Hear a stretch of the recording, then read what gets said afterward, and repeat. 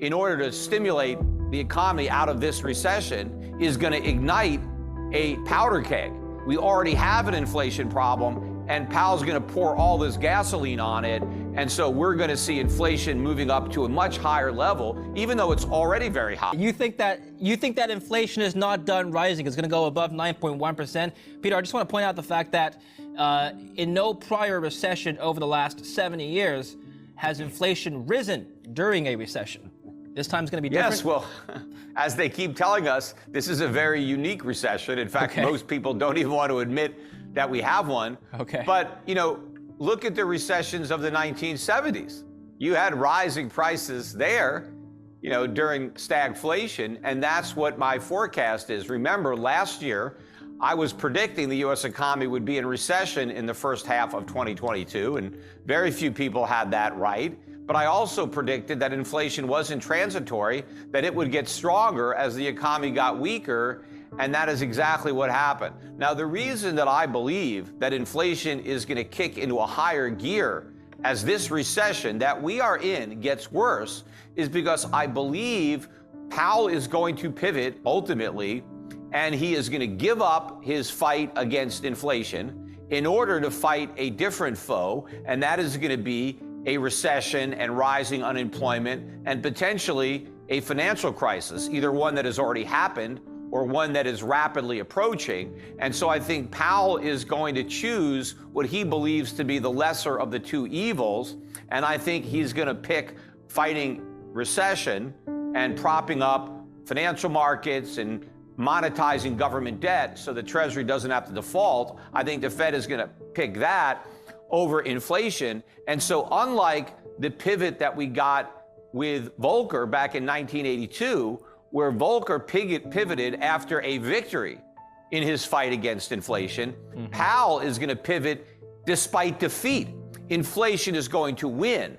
And so when we go back to 0% interest rates or whatever we do, and when we go to QE5, which is going to be launched, I don't think the Fed is going to shrink its balance sheet very much. It's going to shrink it less than it did last time it tried to do it, which is an impossible task given the bubble that it's inflated. I think when the Fed goes back to stimulus and creating inflation, when inflation is maybe double or triple or quadruple that 2% target, the markets are going to react very differently than how they reacted in the past. Because in the past, the Fed was able to justify all this cheap money because they said we don't have enough inflation. We're still below target.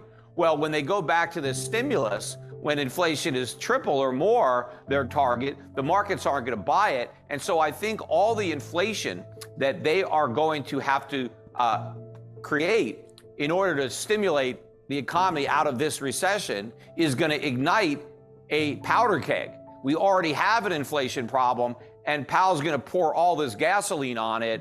And so we're going to see inflation moving up to a much higher level, even though it's already very high. In fact, it's probably double what the government claims in the CPI. If you want to know what's actually happening to prices, you've got to double what the government tells you, and that's more accurate.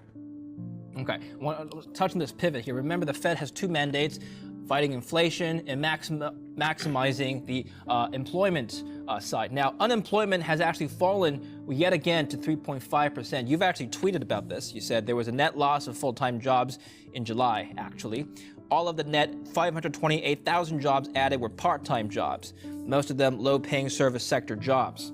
Now, I mentioned I read some of your juicy tweets. So I actually looked into this myself in the BLS, Peter.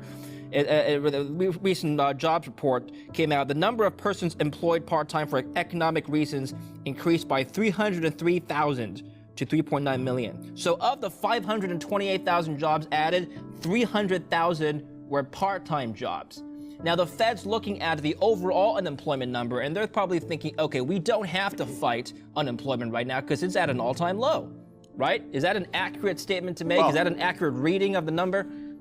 Even if some of those other jobs were full-time jobs, and it's hard to say, but even if they were, they probably went to people who already had another full-time job. Because one thing that we know for this month or last month is that it's a new record. The number of people working two full-time jobs is now at an all-time record high. And why are people having to hold down 2 full-time jobs? Because one isn't enough. That is the problem. This labor market is so weak, workers are being forced to accept huge pay cuts, which is what they're doing. They're getting small increases in their wages, but it's being more than offset by enormous increase in the cost of goods. The cost of living is going up much more than their meager pay raises. And so what a lot of Americans are now forced to do is take another job.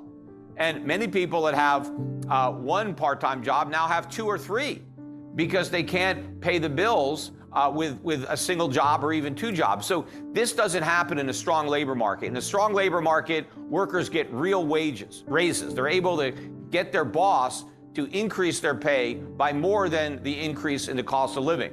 But in a weak labor market, workers are forced to work for lower wages, and that is in fact what is actually happening. And meanwhile, labor force participation last month fell to 62.1. That is the low for the year.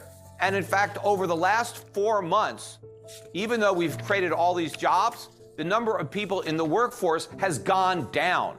And so that means that all the jobs that were created over the last 4 months were people who already had a job getting another job. You don't think it's because people found renewed purpose after the pandemic? They just want to work more? No, well, the data isn't lying. We have fewer people working than we had 4 months ago. You know, Biden claimed that we have a record number of people in the workforce. He was mistaken. He's wrong. We had more people working 4 months ago than we have working now. Okay, well, by the way, Yeah. the record high for the number of people working is before the pandemic. So even though we've recovered the jobs that we lost prior to the pandemic, it's only because the same people have multiple jobs. We haven't recovered the workers. We still have a lot of workers that were working prior to the pandemic that haven't rejoined the labor force. Okay, I want to come back to the financial crisis that you mentioned earlier in the interview, but first, another juicy tweet you made. You said that there's no trade-off between inflation and economic growth. Real economic growth increases supply, holding prices down. The problem is that our economy hasn't had real growth thanks to the Fed. It experienced an artificial bubble. To fight inflation, that bubble must be popped. Just going back to the first part of your tweet, Peter, there's no trade-off between inflation and economic growth. The Fed's talking about a soft landing, which is a trade-off between economic growth and inflation. That's not possible? Well, first of all, we can't have a soft landing because a soft landing means we avoid recession. So by that definition, we've already crashed, or it's a hard landing. But there's no way we can have a soft landing. We don't know for sure if it's a recession. The definition has been muddled. Well, I don't care how the politicians want to redefine it. It is what it is. And so, you know, I'm not going to change the meaning of a word just to deny that we're not in something that we're in, that somehow believe that inflation is caused by economic growth. They also think it's caused by too many people working. They think there's a trade-off between unemployment and inflation.